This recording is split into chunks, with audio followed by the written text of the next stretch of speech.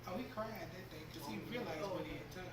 Oh, yeah. That it's not about looking like a punk in front of your friends. And y'all like, I ain't gonna kill nobody, but I'm saying that is the ultimate looking like, and you don't want to be a person who gets in the habit of having to do stuff. So, you know, you look cool. He did not want to look like a punk. Homeboy got 45 years. That's a long time. Can I, From 14. can I add one? There's Yes. you know, when you, and just being, watch out who your friends were. We used to go visit the juvenile jail all across the state of Texas. And I saw this 12-year-old boy, and he looked like he was about 8. And he was walking around the prison. So I asked, I said, what is he doing here? His older brother was supposed to take him somewhere that day to school. He didn't. They cut class. His older brother's friends, his older brother was like 15 or 16, they decided they were going to rob this old lady because they heard that she kept a lot of money in the house. They go, they break in the door. Now, they sent the 12-year-old in there first because they figured, you know, he wouldn't get it if anything happened. They went in there, somebody had a gun. When the old lady saw the gun, she had a heart attack and she died. Capital murder. Right. Capital murder means when somebody dies when you're doing a really, really bad, another offense. The lady died. Now, the young man, the 12-year-old, did not have a gun. He did not go in there to hurt the lady. But there's this judge down in Beaumont who believes in hanging young black men. This young boy was charged with murder. The only thing he did was walk in the house. Broken out. Broke in the house. No, they broke in. He didn't even break in the house. They broke in the house and he walked in behind them. It's who he was with. We thought that was one of the worst. They eventually, I think, overturned it. But when I saw that little boy, and he looked younger than Rodney. He looked so young. And he was in prison all because of who he was hanging out with. You got to watch who you hang out with. I don't care how cool they seem. I don't care what it looks like, you know, if you're having a good time. Because y'all, those judges are out there to hang you. I mean, I'm just being honest. They're out there to hang you. You know, earlier when you were talking about, yeah, you're going to take it down. Yeah, I mean, you know, nobody want to look like a punk. You want to look like a punk in jail. I don't look like no punk when I'm in jail. You know. But another question I want to put out there.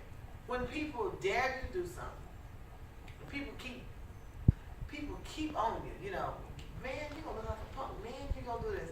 How do you make that decision whether to do it or not? What goes through your head? Peer pressure. Peer pressure. So how do you not? How Because do you not? earlier you said you Yeah. just do it. Yeah, that's what me, cause like Both of you. for peer pressure for me, when I get peer pressure, eventually I do it. Even if you know it's wrong? But if it's wrong, I won't do it. What give me Yeah, what an does example. wrong mean? Wrong mean like That's right. Yeah, what does wrong mean? let's see. You can help me out here. Okay, what is something you would do that you be pressured to do? What kind of stuff? You measure. I would say, but like pranking. Pranking somebody? How? I don't know really. Maybe. You said yeah too. What would somebody pressure? You say, yeah, I do. What is something you would do? Give us an example. Like, I don't know. What's I'm the just last dare reckless. you said? Yeah. Huh? What was What's the the a last- last last dare dare you you said? You- Last Or somebody- challenge. Oh, to jump off this like 10-foot thing onto the ground. So did you do it? Yeah. Of course So he did. what was your thought after when they challenged you? You thought you could do it, right? I did do it. Yeah, you did do it. And were you hurt? No, just like got a little. What would have happened if you had gotten hurt? What would have happened if you had fallen off? If you had jumped off, you didn't land That right, wasn't and you going- ended up paralyzed? No, see, the boy who ended before me landed on his stomach. They said, if you land on your feet, you're the king of the thing. So I landed on my feet.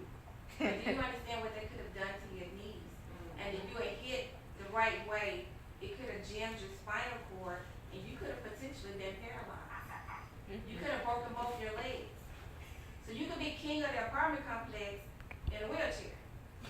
mean, how does that work out? Can't go nowhere fast. I mean, really, this is a reality. And so not only, that one split decision to do that, when you really, because when we're young, we think we're invincible. We think we can conquer the world. But had that not worked out for you, had you not been covered with God's grace, and you had done something that could have caused you to be paralyzed, that would have not just hurt you physically, that would have devastated your whole family. Because there are medical expenses. You would have to be rushed to the hospital. The ambulance driver is $1,200 to $1,500 for your parents to be responsible for it, like immediately. Once you get there, you gotta have all kind of X-rays. You probably would have had to have surgery. You could have had to stay in the hospital, which is about $10,000 a day that your parents are responsible for, even if you have insurance. It's a 60-40 plan where your parents have to pay 40 and the insurance company pays 60, and after you reach about 100, you're on your own. That's right. Which is a really easy threshold to get to. So now your parents don't have money to pay their mortgage or pay rent. They can't feed the rest of the family. They can't pay their bills because you made a decision to be king of the apartments. That's the reality of it all. But Medrick, why did you want to do it? And we're not jumping on it. I just want to know. I jumped off some island there before, so I was like, nah. Pardon me? You jumped So off you some- see how big my house is? Yeah. I jumped off of that before. Okay. Why? Why? It's fun. Because it was no other way to get down. Oh, why'd you go off in the first place? Because stuff was up there, like, Huh? stuff was on the roof. Okay. Didn't think about it, like, how'd you get up there? Yeah, okay. It was like, like the back, you went to the back of my house, where the back is with the Yeah. garage doors, and then I climbed up there, but the door moved, so I couldn't get on the door no more, so I had to jump off. But now that you've heard what Lieutenant Aura has said about how much that could cost your family if you got hurt, would you think about that now? Would you do it Would you again? go and do something like that? You would. I You mean, still really, do it. Most kids gonna do it. Would you still do it though? I mean, really, knowing that could really What could happen? put your family in a financial bind on top of the emotions that they would go through, just knowing that you're hurt and gonna be hurt for a long time. That takes a lot out of the family. And if you can't trust anybody else, you ought to be able to trust and love your family. Why would you wanna do something like that to them?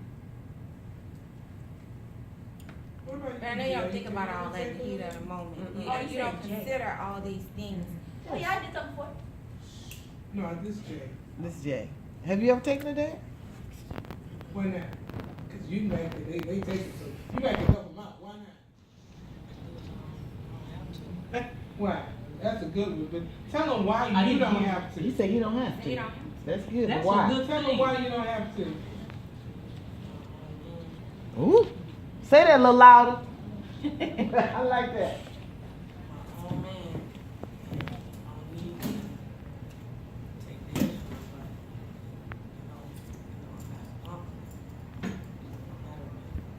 If you know who you know who you are. It's like, whatever. It's your thought. I know who I am. What were you gonna say? Yes. No. Oh, your hand's just up. I like the way you sit there. I mean, just real reserved and cool. With it. Yeah. Like, I'm like, That's what, Oh, I don't need no, go that's ahead. what, because I teach our children, we have actually just come out of a conference, and some of the stuff that you all are talking about is what we actually talked about. And that's basically knowing who you are. And when the little fellas was talking about the dares, I kept hearing dare to be a leader. And we were talking to the children basically about when you look in the mirror, what do you see? Who do you see? Everything good about you is something that God has given you. So you don't need to be minimized, but what you feel is good, because all of us, even though we look the same, we are still different. We all may have something that we're interested in that are similar, but we are still so very different. So I don't have to be you to know who I am. I can be me. And with that being said, we talked about peer pressure and things like that. And with that being said, we started putting out the characteristics of God and showing people that, you know, he's creative. If you're a creative person, it's okay to be creative. And being creative, you might not always fit with you know, with said people, and it's okay. Yeah. But guess what? You've been picked out to be set apart, and it's okay. You know, so. And we were talking about basically dare to be a leader. If you know that something is wrong, hey, it takes more to say, you know what? I'm not feeling this. Exactly. If you want to do it, you go ahead. But as for me, no. Because for what I told them, whatever you do, whatever decision you make, there are consequences, whether good or bad. Which do you choose? Because there's definitely going to be a consequence. That's right. And even if you do something and you don't get caught now, and I told them over time, things start to become a habit. You get away with it one time, just like this little fella kept jumping off a building. Hey, man, I did that. So you feel like it's okay to jump off a building again. Okay, I did that too. But guess what? There'll come a time that you'll make that decision and there'll be a consequence that's not, hey, I did that. It'll be like, what was I thinking? Yeah. So we have to be very careful about the decisions we make, even as adults and as young people. There you go. Yes. And it's okay to be set apart, because whatever's in you that you, even at school, somebody may say, I was telling the children how, you know, in high school, we had people that was leaving middle school, going to high school, some were going to college and things like that. It's okay. In school, you'll find somebody say, ooh, you so ugly, you so this. Over time, you may not believe it at first, but over time, you start to see yourself and say, When you look in that mirror, you start to not see yourself as cute or what God would say is beautiful. Because people have been set up, that's true. Some are set up just to make you feel bad. But you have to pass the test at all times and say, no matter what anybody says. And I tell people, there was a little quote that says, sticks and stones may break my bones, but words would never hurt me. That is a lie. That's a lie. Because words have power. And with that power, you have to know that you can stand as an individual no matter what anybody says. Okay, you say I'm ugly, all right, that's you. And your opinion, people are entitled to their opinions. But it's the way you feel about yourself that makes the difference. And who are you? When you look in the mirror, what do you see?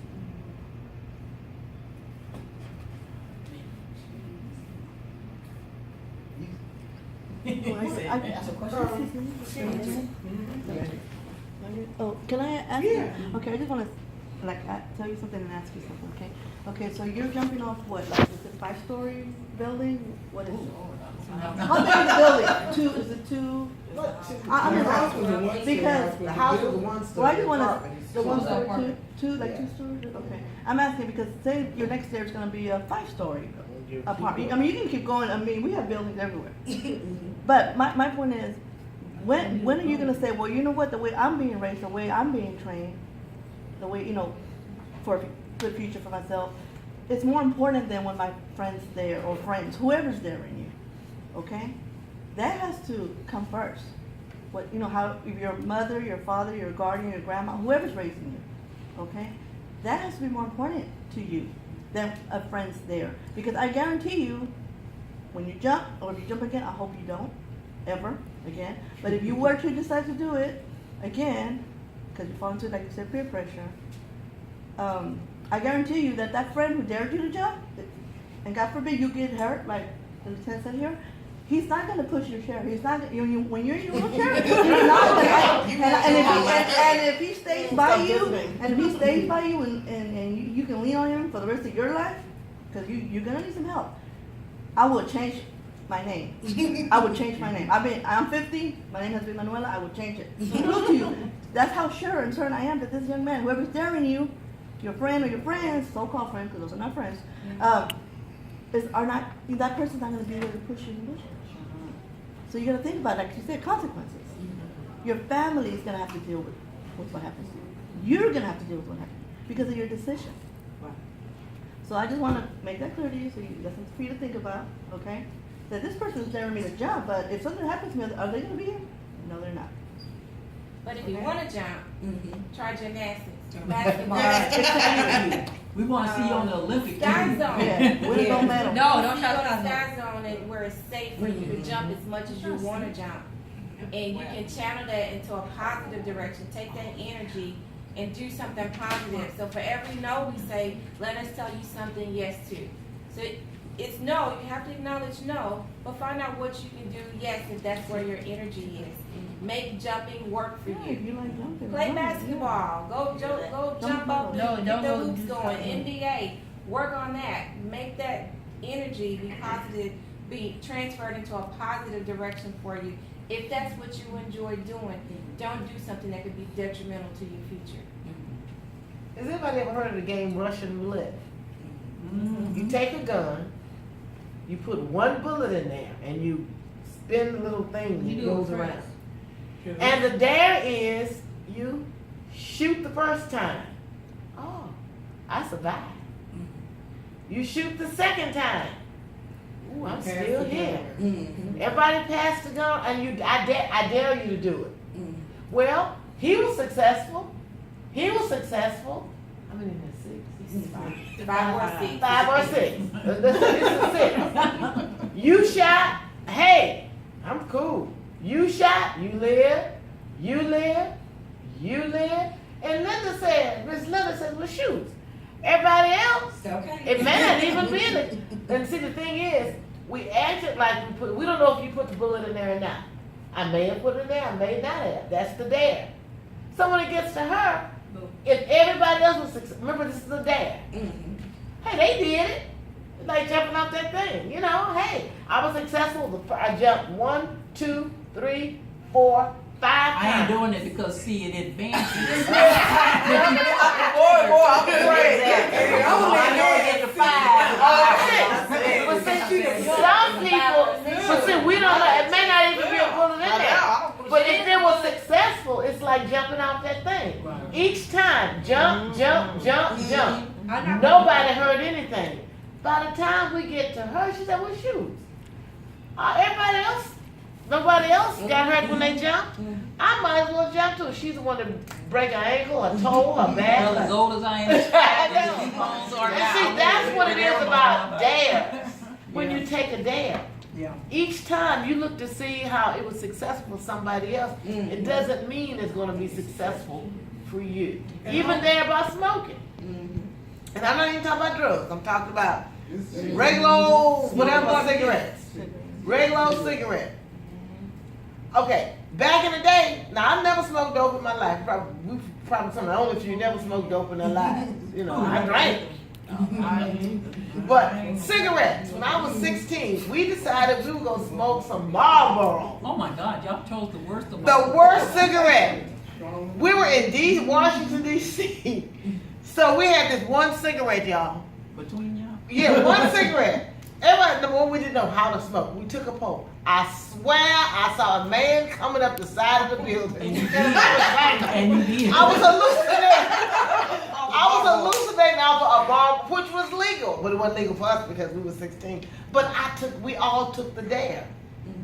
Now, it only took me at one time. I never put a cigarette in my lips ever again. But I took the dare. And a lot of us, we're not telling you to do stuff, you know, that we may not have ever. Everybody in here is taking some kind of dare.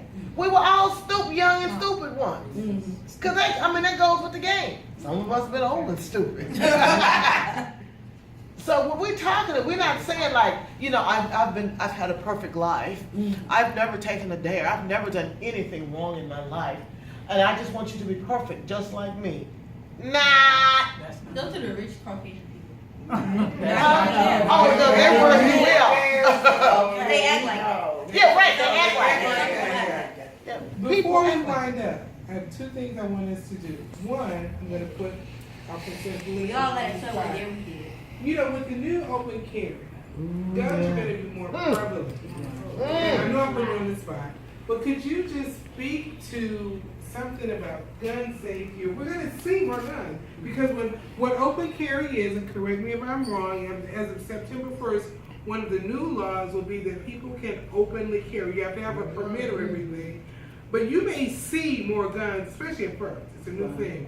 You're going to just see people who can walk around with a gun. Makes me uncomfortable. We have a police officer. I don't even know what I would say, but if you could just kind of, for parents and all of us here, you know, man, we're gonna see it. How do we respond if you're walking down the street and somebody got a big rifle kind of thing? A sniper. I think open carry makes all of us a little on edge. And unfortunately, the legislature has approved for people to be able to walk out and do this. Now, what we anticipate is mass chaos. And so you already see a lot of tension with police relations as it is. This will only be magnified because I can honestly tell you, if I'm in a situation and I have a gun, I don't have a desire to take anybody's life. But if you have a gun and you're perceived as being a threat, I don't have time to second guess myself or to sit and ask you, do you have your license for that? Because your license is going to be irrelevant in a situation filled with tension and conflict. And I'm not going to give you, if you're expecting people to give you verbal commands, stop, police, whatever, I can honestly tell you that's not going to happen. Because by the time I communicate that in words, you would have already taken me out. So I'm not going to give you the privilege of knowing what I'm thinking. When I see it, I have to respond depending on what the situation entails, which makes a very volatile situation for everybody. So if you see a situation where you got people walking around with guns, you might want to leave. Because stray bullets don't know names. And it's very hard to shoot a moving target. And even if you're across the street, bullets ricochet.